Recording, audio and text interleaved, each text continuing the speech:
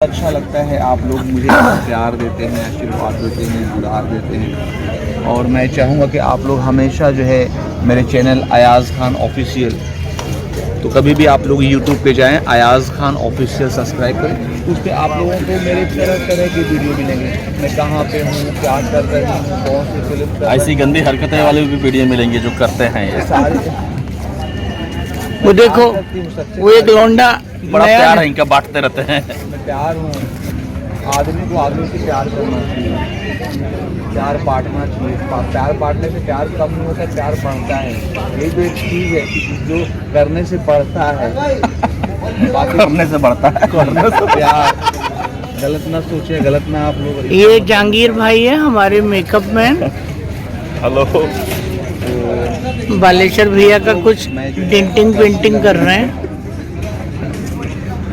वो देखिए, वो आए, वो साहिल अंसारी हैं हमारे कैमरामैन, जो बबलू के पीछे खड़े होकर सेल्फी खिंचा रहे हैं। उनके पीछे जॉन्टी रोड्स खड़े हैं टकले। आधे घंटे बाद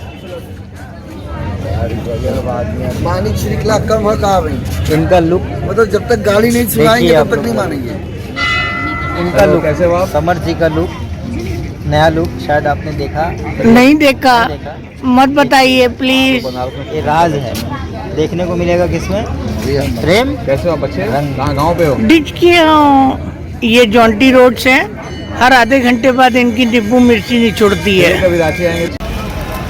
ये मैं हूँ और ये हमारी एंटी हीरोज की टीम है और हम लोग शूटिंग कर रहे हैं।